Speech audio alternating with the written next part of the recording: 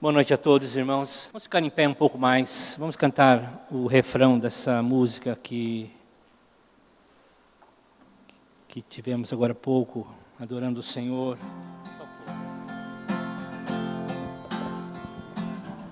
Pela cruz me chamou, gentilmente me atraiu e eu, sem palavras, me aproximo, quebrantado por seu amor.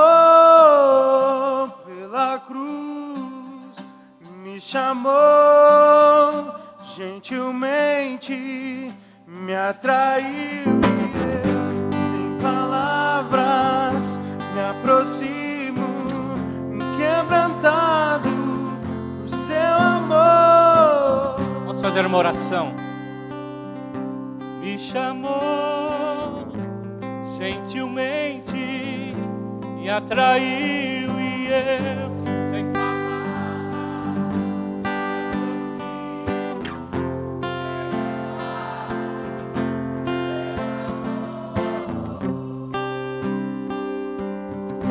Senhor, tanto amor, incrível amor. O Senhor nos chama agora para uma comunhão mais profunda contigo, para um toque do Teu Espírito no nosso coração, na nossa vida, para uma transformação, Senhor. O Senhor, quando nos chama para mudar, para transformar, nos chama para participar do Teu reino. Oh, Senhor, e nessa noite possamos ouvir mais de Ti, Senhor, mais a Tua voz. Possamos ter mais de Ti, Senhor, mais a Tua presença. Senhor, que as cinzas sejam sopradas nessa noite. O Senhor reaviva, Senhor, a chama do nosso coração, a chama da comunhão contigo. Opera, Espírito Santo de Deus, toca-nos nessa noite, pouco mais, em nome de Jesus. Amém, amém. Mantenha o fogo, a chama acesa. Eu queria dar sequência àquilo que estamos falando. Gostaria de compartilhar aquilo que já temos falado, um pouco mais das impressões que Deus tem nos dado nesses últimos meses, a respeito da presença de Deus, a respeito da necessidade que nós temos de mais de Deus, mais de uma experiência com Deus, mais da pessoa do Espírito Santo. E eu convido os irmãos a abrirem suas Bíblias na segunda carta de Paulo ao seu discípulo Timóteo, 2 Timóteo, capítulo 1. E vamos ler alguns versículos a partir do verso 5. 2 Timóteo, capítulo 1, versos 5 até 9. Vamos ler esse pequeno trecho. Recordo-me da sua fé não fingida, que primeiro habitou na sua avó Loide e na sua mãe Eunice. Estou convencido de que também habita em você. Por essa razão, torno a lembrar-lhe que mantenha viva a chama do dom de Deus que está em você, mediante a imposição das minhas mãos. Deus não nos deu um espírito de covardia, mas de poder, de amor e equilíbrio. Portanto, não se envergonhe de testemunhar do Senhor, e nem de mim, que estou prisioneiro dele. Mas suporte comigo os sofrimentos pelo Evangelho, segundo o poder de Deus, que nos salvou e nos chamou à santa vocação, não em virtude das nossas obras, mas por causa da própria determinação e graça. Essa graça nos foi dada em Cristo Jesus desde os tempos eternos. Paulo escreve ao seu discípulo a última carta, tanto para Timóteo como para qualquer lugar, para qualquer igreja. Último trabalho de Paulo, últimos escritos de Paulo. E Paulo aqui nesse texto resume o Evangelho. Quer lembrar Timóteo daquele Evangelho que ele aprendeu com a sua avó, com a sua mãe, e tenta trazer à mente do Timóteo, que está passando por algumas crises, algumas dificuldades, as lembranças do evangelho a qual ele recebeu no seu coração. Ele recomenda a Timóteo a se tornar firme, continuar firme, forte, no mundo, na época, que estava em colapso. E Timóteo tinha algumas debilidades, algumas dificuldades. Uma delas era problema físico. Alguns relatos de que ele tinha um problema sério de estômago, talvez uma gastrite muito severa, ou algum outro problema mais sério ainda. Isso debilitava muito, limitava muito Timóteo. Também havia um desânimo muito intenso no coração dele, por causa dos enormes desafios, possivelmente muitos deles resultados da própria igreja a qual ele pastoreava.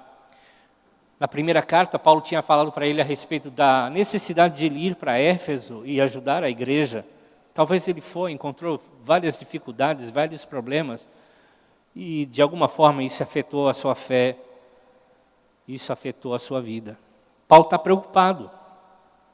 E Paulo escreve, logo de início, essa preocupação, essa inquietude no seu coração, para que Timóteo reavivasse, trouxesse à tona, soprasse aquele dom que ele tinha recebido de Deus. E o verbo ali é despertar, reavivar, soprar as cinzas, manter a chama, o fogo incandescente. O fogo estava se apagando. O fogo da presença de Deus na vida de Timóteo estava se apagando. Por conta dessas dificuldades todas, ele precisava reacender essa chama. Possivelmente, por conta desses problemas, Timóteo tinha se questionado, tinha se desanimado, tinha ficado assim preocupado, por que as coisas estão acontecendo? E a gente é fácil esquecer a nossa alegria da salvação, a alegria do batismo, aqueles momentos, aquelas lembranças poderosas que um dia atingiram o nosso coração, com risos, com lágrimas. E a gente faz com que essas coisas que foram tão importantes se apaguem, se sejam esquecidas da nossa memória. Por que nós permitimos que o fogo do Espírito se apague? Porque nós nos esquecemos que o Espírito Santo habita em nós todo o tempo. Semana passada eu falei daquela questão de que nós temos o Deus em todos os lugares, a onipresença de Deus, Ele está em todos os lugares. Mas há momentos, e esses são os momentos que nós temos que buscar, a presença dEle se torne visível, palpável, se torne uma presença que transforma, que muda o nosso coração. Certas coisas acontecem com a gente, desânimo, descrença, falta de compromisso com as coisas de Deus, falta de compromisso com a santidade, falta de envolvimento com os projetos de Deus e por conta dos nossos próprios projetos. Isso tudo vai apagando a chama, o fogo da presença de Deus. Isso acarreta e traz muitos problemas para a nossa vida. Precisamos do fogo do Espírito, precisamos da chama ardendo de novo no nosso coração, como aqueles discípulos no caminho de Emaús, quando Jesus, depois ressuscitado, encontrou eles desanimados, desacreditados, voltando para suas casas. E na medida que Jesus compartilha o coração deles, o fogo volta e aquece a vida deles. Eles voltam para Jerusalém, com certeza participaram do batismo do Espírito Santo em Atos e receberam ali o poder de Deus. O que apaga a brasa do nosso coração? O que apaga a brasa de uma churrasqueira? Cinzas. As cinzas apagam. Elas sufocam o calor que existe na lenha. E é preciso cuidado com as cinzas. Elas vão surgir e elas vão tentar de tudo para apagar o fogo. À medida que as cinzas aumentam, o calor diminui. E o que são as cinzas? senão o pecado, ou problemas que nós atravessamos, ou o relaxamento da nossa vida de oração, da nossa busca por uma meditação mais profunda das Escrituras, ou pessoas até mesmo que nos fazem desviar do alvo e nos faz com que esse fogo seja apagado. Cuidado com as cinzas. É isso que diz Levíticos capítulo 6, versos de 10 a 13, quando o sacerdote precisava todos os dias, pelas manhãs, retirar as cinzas do altar e preservar o fogo que Deus tinha aceso e colocar mais madeira todas as manhãs nesse altar. É isso que diz Levíticos capítulo 6. E esse fogo não podia apagar, teria que ter um cuidado permanente, constante, de remoção de cinzas, de reavivamento, diário, constante. O fogo da presença de Deus em nós precisa ser constante e diário, e precisamos cuidar das cinzas. Você sabe quais são as cinzas que estão invadindo o seu coração? Você sabe as cinzas que estão sufocando o fogo de Deus, a presença de Deus? Para que você não tenha a vida abundante de Deus? Para que você não cumpra o propósito de Deus, que Ele tanto fez através da sua morte na cruz do Calvário? Foi para essa nova vida de fogo que Cristo nos entregou por nós. O fogo é a presença, o altar é símbolo do nosso coração. E o desejo de Deus para os seus filhos é que transborde a vida do Espírito Santo. É isso que Paulo diz em Efésios capítulo 3, verso 19. Que a gente conheça mais do amor de Deus, que é incompreensível para uma pessoa só. Mas para que a gente possa ser cheio do Espírito Santo, cheio da presença, cheio da plenitude de Deus. E isso faz toda a diferença na nossa vida. Isso divide as águas da nossa vida. Isso traz diferenças tremendas na nossa vida. Precisamos mais do fogo de Deus. Jesus é o nosso referencial. E Jesus tinha uma mensagem, a mensagem do reino. Jesus, quando esteve aqui, ele pregou sobre o reino. Um dos textos de Marcos, capítulo 1, versos 14 e 15, diz que o reino está próximo. Essa era a mensagem de Jesus, trazer o reino para a terra. E as pessoas precisam se arrepender. O reino é o domínio de Deus, é o governo de Deus. Onde o governo de Deus está, ali está o reino. Mateus capítulo 12, versos 28, diz que Jesus falando aos fariseus, se é pelo Espírito de Deus que eu expulso demônios, então chegou o reino até vocês. Espírito de Deus e reino de Deus. O Espírito sempre acompanha o reino. O reino é visível através do Espírito. O Espírito faz com que as pessoas cumpram o senhorio de Cristo. E o Espírito faz com que o reino se torne evidente a todos. Venha o teu reino. É o que Jesus nos ensinou a orar em Mateus 6. Venha a nós o teu reino. Bill Johnson diz que essa oração, quando nós oramos, venha o teu reino, é Jesus convocando uma colisão de dois mundos, trevas e luz. É a colisão de dois mundos. É a proclamação da libertação dos cativos. Quando o reino de Deus vem sobre nós, os poderes das trevas se afugentam. Correm como barata quando alguém acende a não há uma disputa entre trevas e luz. Quando a luz está presente, imediatamente as trevas acabam. Venha a nós o teu reino. E o reino então vem estabelecer a ordem dos céus. Fogo tem a ver com o reino, porque é a presença do Espírito Santo trazendo ordem ao caos. O céu desce e a colisão com a terra faz com que esse mundo mude.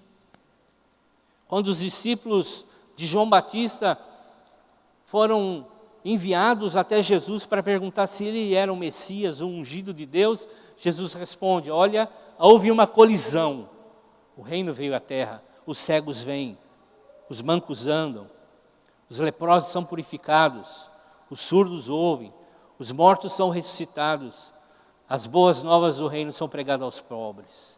Há uma mudança visível, e o dom que Timóteo recebeu era o próprio Espírito Santo, precisava ser reavivado no coração dele.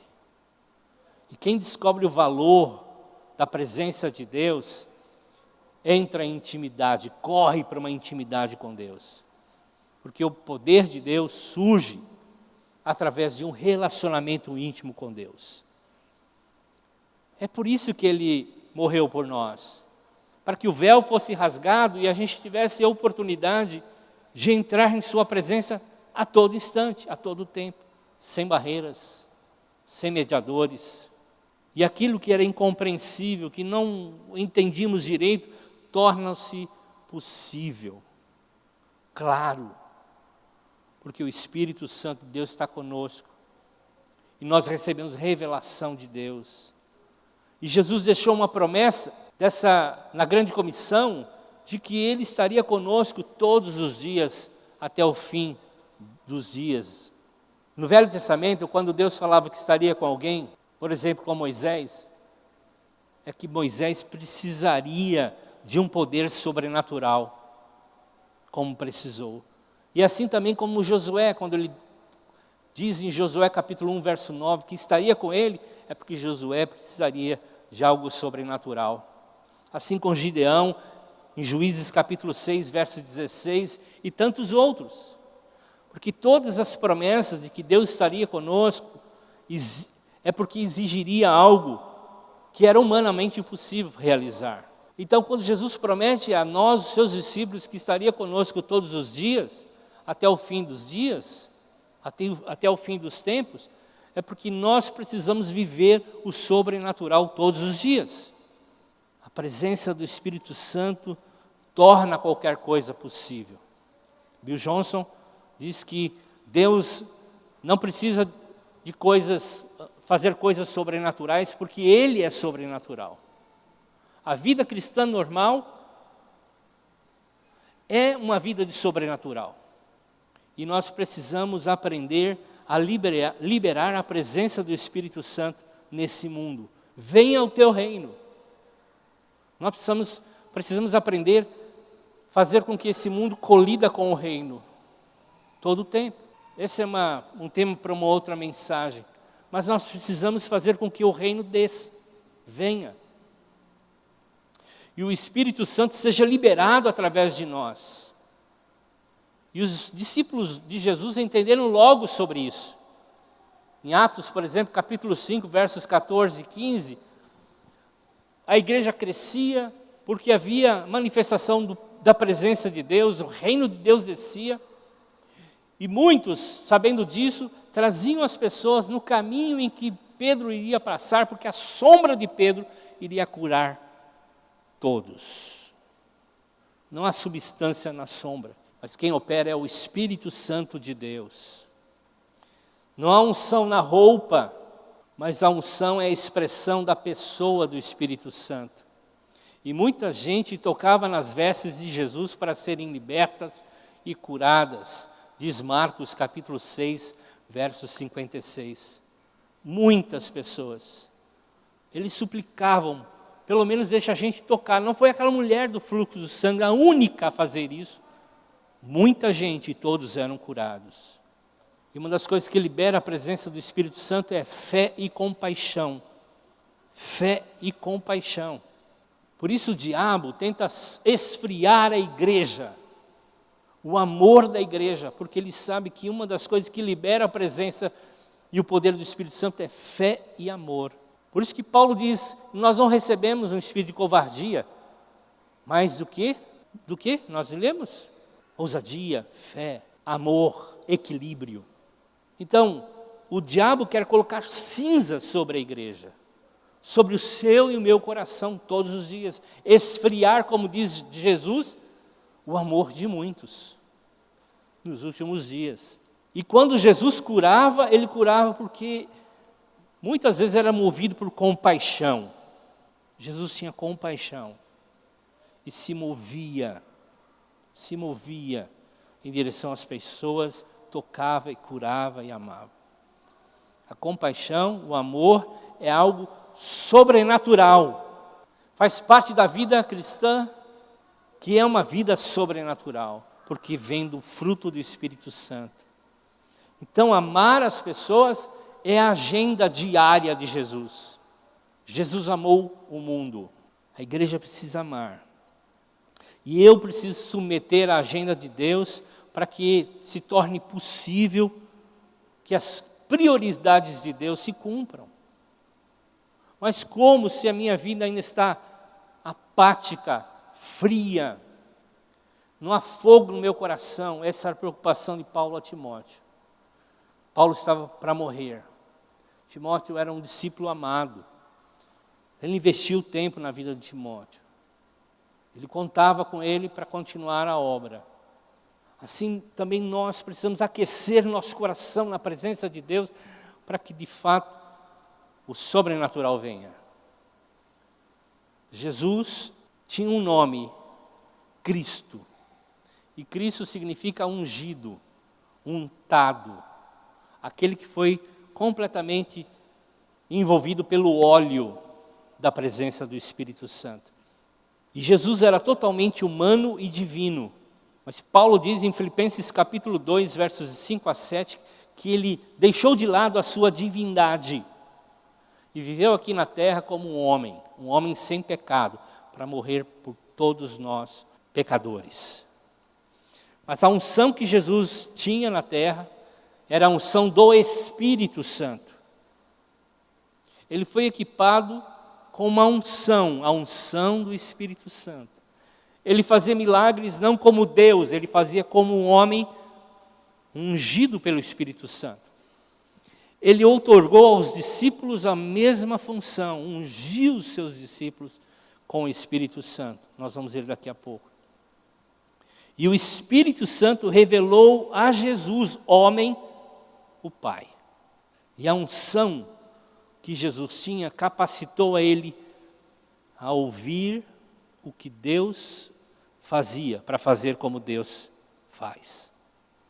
Ungiu para ouvir o que Deus Pai falava, para que ele pudesse falar como o Pai falava.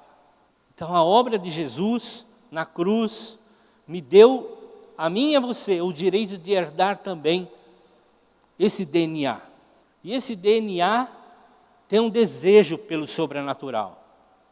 Infelizmente, o pecado deturpou isso na igreja. Alguns levando a buscar o sobrenatural de uma forma sem a base bíblica, fora de Deus. E outra recebeu uma influência para rejeitar tudo que vem como unção do Espírito Santo. Infelizmente, a religiosidade rejeita tudo que não pode ser controlado. E Deus nos chamou para viver uma vida no sobrenatural, para ouvir Deus, para agir no poder do Espírito Santo. E a mensagem do Evangelho muitas vezes é reduzido a uma mensagem intelectual, ao invés de um encontro sobrenatural. Nós ouvimos a mensagem e entendemos, e ela se tornou apenas um convencimento intelectual. E nós muitas vezes rejeitamos o encontro sobrenatural. Esse espírito trabalha contra o elemento preferido de Deus no homem, que é a fé. Essa rejeição faz com que a gente tenha confiança na habilidade nossa como ser humano e não confiamos no poder de Deus. Então o intelecto assume o lugar do Espírito Santo. Quantas vezes o meu e o seu intelecto assume o lugar do Espírito Santo? Mas Jesus era liderado, conduzido pelo Espírito Santo. Isso significa que Ele deu o controle total da sua vida para viver a vida de Deus. E qualquer coisa que assume o lugar do Espírito Santo, da obra dele, do seu poder, pode retroceder a gente espiritualmente e pode nos levar a ter um espírito de oposição. O objetivo do espírito do anticristo, do anti-ungido, do anti-unção, é fazer com que a igreja abrace Jesus sem unção. Vocês estão entendendo? Estão compreendendo? Então a gente precisa tomar cuidado para Jesus não se tornar uma figura religiosa, que não nos desafia, não nos incomoda e não nos confronta. Vivemos a nossa vida normal, que não é a cristã normal. E Paulo chama isso de aparência de piedade. Ele escreve isso em 2 Coríntios capítulo 3, verso 15. Que tem aparência de uma vida religiosa, bacana, mas nega o poder, a unção. E ele diz, afaste disso. Afaste disso. Porque o Espírito é como o vento. Jesus disse isso em João 3,8. Ele é imprevisível. Seus pensamentos são diferentes do nosso. Sua vida é oposta, às vezes, distinta da nossa. É isso que diz Romanos 8, 7 e Isaías capítulo 55, versos de 8 a 9. Voltando ao ponto inicial, irmãos, talvez muitas das nossas coisas, das nossas atividades, das nossas agendas, não sentiria nenhuma diferença se o Espírito Santo de Deus não estivesse presente. Ponha-se nesse lugar. Se o Espírito Santo retirasse de você, vou sair hoje, segunda-feira eu saio da vida dessa pessoa. O que mudaria na nossa agenda? Talvez a gente nem notasse que ele saiu da nossa vida. Billy Graham disse uma frase assustadora. Ele disse assim, na igreja de hoje em dia, 95% das atividades continuariam a ser realizadas se o Espírito Santo fosse removido no meio delas. E na igreja primitiva, 95% de todas as atividades seriam interrompidas se o Espírito Santo fosse removido. Isso é sério. Será que nossas agendas, nossa forma de viver, não conflita com aquilo que Deus quer fazer? Nós precisamos buscar o fogo do Espírito. Há muitas cinzas. Planejar é bíblico, mas nossa diligência, os nossos cuidados, nossas atitudes politicamente corretas, jamais podem corromper o poder, a autoridade do Espírito Santo. Sabe qual é o problema? A gente não sabe ouvir o Espírito. A gente não está acostumado a ouvir, a sentir, a ter a presença de Deus. A presença real do Espírito. Muitos sem querer, é porque a gente não sabe. Muitos sem querer rejeitam para piorar as coisas, porque não estão acostumados. Paulo diz que nós precisamos ter um espírito de equilíbrio. E às vezes nós confundimos equilíbrio com a falta de emoções. Com a falta de emoções. Então manter equilíbrio é evitar emoções. Há um engano aqui, isso não está descrito aqui. Não é o que Paulo quis dizer aqui. Porque o medo de errar leva a gente a ter duas coisas. A polarizar. De um lado, pessoas que valorizam a Bíblia como a palavra de Deus e se fecham para experiências. O outro lado, pessoas que só vivem desequilibradas emocionalmente nas experiências, quase que esotéricas, sem o apoio da palavra. O fato é que nós precisamos tanto da palavra como das experiências. E Jesus falou isso aos religiosos da época em Romanos capítulo 5, versos 39 e 40. Ele diz assim, vocês estudam cuidadosamente as Escrituras, porque pensam que nelas vocês têm a vida eterna. E são as Escrituras que testemunham a meu respeito. Contudo, vocês não querem vir a mim para terem vida. estudam a palavra, conhecem a palavra, mas não têm a experiência da comunhão com Jesus. Nós precisamos de um relacionamento profundo com o Espírito Santo. Precisamos do fogo do Espírito Santo. Fogo para ouvir a voz de Deus. Como é que a gente vai ouvir a voz de Deus? A ouvir a voz do nosso bom pastor Jesus, como nós ouvimos aqui o Tiagão falando.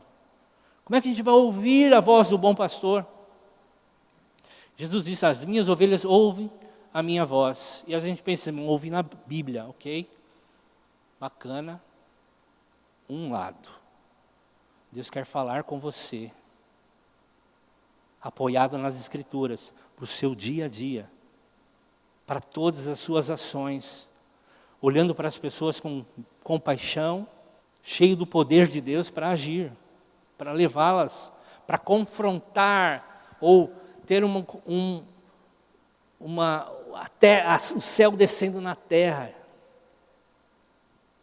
E tendo um choque de reinos. A Bíblia é a palavra de Deus. A voz de Jesus sempre vai ser confirmada nas Escrituras. Mas nós precisamos da unção do Espírito Santo, que faz com que as verdades bíblicas sejam compreendidas, saltem aos nossos olhos. Não se tornem apenas letras, como os fariseus da época estavam buscando. Com sinceridade nos seus corações, Jesus estava dizendo que eles buscavam profundamente as Escrituras para ter vida eterna, mas eles não tinham um relacionamento com Jesus, que era a vida eterna. Então é na presença de Deus que nós podemos conhecer a voz de Deus. Você sabe distinguir a voz de Deus da voz do seu interior, das muitas vozes por aí? Então é na presença de Deus, é na comunhão profunda, na unção do Espírito Santo que nós começamos a ouvir Deus. E na medida que isso acontece, nós começamos a depender mais dEle. E para terminar, o nosso maior dom é o Espírito. Paulo estava dizendo que ele tinha recebido o Espírito. É o maior dom. Nós precisamos dessa unção, dessa pessoa. Não é uma força, é uma pessoa. É Deus Espírito Santo. Nós precisamos precisamos desejar profundamente, apaixonadamente a presença dEle. Jesus disse que se nós pedirmos, Deus vai nos dar. Lucas 11, 13. Precisamos de um sopro dEle, um reavivamento. Precisamos manter a chama acesa, remover as cinzas. Precisamos viver pelo poder do Espírito Santo, olhar as pessoas com compaixão. No início de tudo, quando Deus criou o homem, Ele criou com um sopro. Quando Jesus terminou o seu trabalho com os discípulos, quando Ele estava pronto para sair, Ele soprou o Espírito. João 20, 21 e 22. Uma nova criação. No Éden criou o homem, soprou o seu Espírito. Esse homem faliu. Jesus veio e criou uma nova humanidade e soprou o seu Espírito. O sopro do Espírito trouxe missão. Atos 1, 8. E assim, nós devolvemos a rédea da nossa vida a Jesus. E vivemos no controle do Espírito Santo. E Ele então pode trabalhar, restaurar a nossa humanidade com agora um novo DNA. Nós precisamos buscar profundamente a presença do Espírito Santo. Precisamos conhecê-lo através das experiências. Efésios 3,19 e João 14, 21 fala sobre isso. Nós conhecemos o amor de Deus que excede todo conhecimento, para que sejamos cheios da plenitude de Deus. E diz, quem tem os meus mandamentos, me obedece, me ama, e Ele revelaria a nós, Ele falaria a cada um de nós.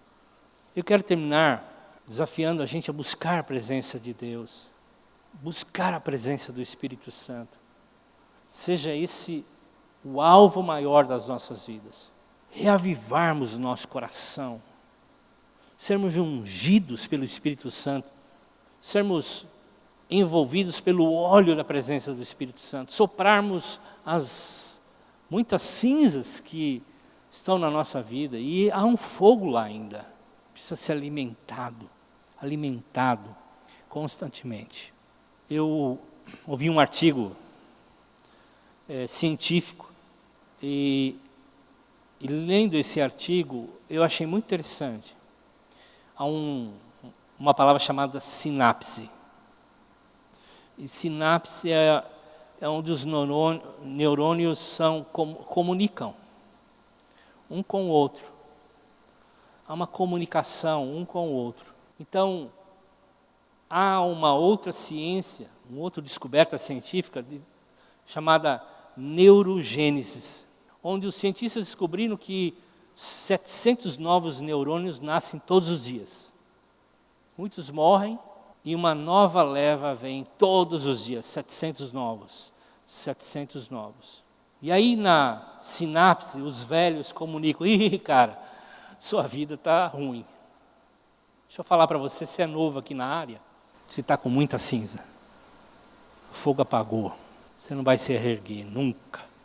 E os novos que chegam, recebem as informações.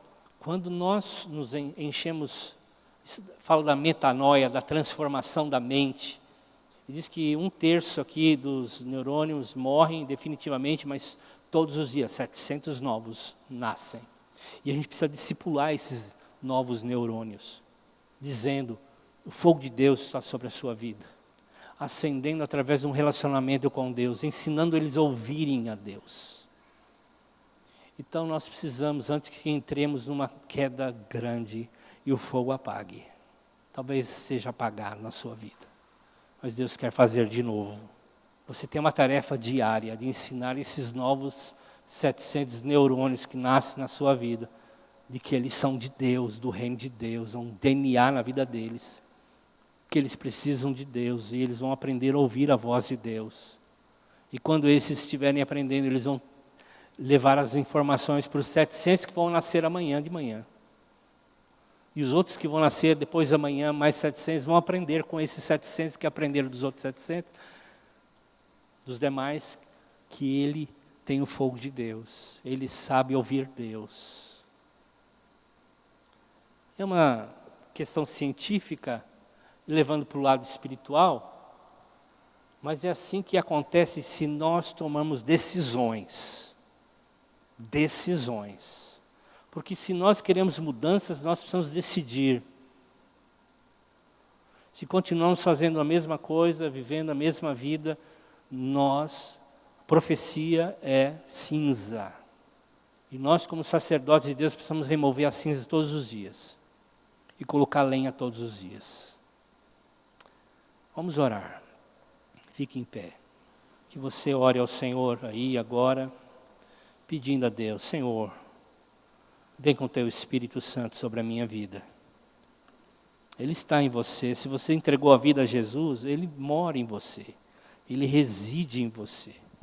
Mas talvez as cinzas sejam tão espessas, tão grandes, que necessitam do sopro do Espírito Santo. Então, ore: Senhor, sopra sobre a minha vida o Teu Espírito. Faz de novo, acenda a chama. Aumenta a minha fé. Como é que eu vou ter compaixão? Como é que eu vou ter mais fé se eu continuar vivendo a vida que eu estou vivendo hoje? Deus quer fazer nova todas as coisas. É para isso que Ele morreu, não foi para outra coisa. É para nos dar uma nova vida. Uma nova vida. Uma vida sobrenatural. Porque é a vida normal. A vida cristã normal é sobrenatural. É como Jesus vivia. Tocando as pessoas. Anunciando o reino. Trazendo justiça. Amando, aceitando. Recebendo, consolando. Curando, alimentando. Como é que a gente vai fazer tudo isso? Se a gente não tem o fogo do Espírito, se a gente não ouve o Espírito, se a gente não é guiado pelo Espírito, se a nossa agenda sem o Espírito Santo, ela funciona beleza. Estamos na descida. precisamos engrenar marcha alguma. Isso é horrível. É horrível. Porque não foi essa vida que Jesus queria para mim e para você. Senhor, transforma-nos pelo Teu Espírito Santo. Muda a nossa vida. Muda o nosso coração. Muda a nossa história, Senhor. Abre os nossos ouvidos, destapa os nossos ouvidos. Vem com o Teu fogo sobre nós. Vem com o Teu fogo sobre nós. Sopra em nós um fogo, o fogo do avivamento. Aviva os nossos corações. Dá-nos corações apaixonados por Ti, Senhor. Dá-nos corações, Senhor, que rompem com o pecado. Dá-nos vidas, Senhor, que andam contigo, Senhor, para qualquer lugar que o Senhor mandar. Dá-nos, Senhor, um coração reclinado ao necessitado, Senhor. Todos estão precisando da oração, todos estão precisando de um toque, de um abraço, de uma cura. Senhor, opera em nós para que isso aconteça. Faz em nós. Nós não queremos viver mais sem o Teu Espírito. Em nome de Jesus. Amém. Amém. Deus abençoe, amados. Vão na paz.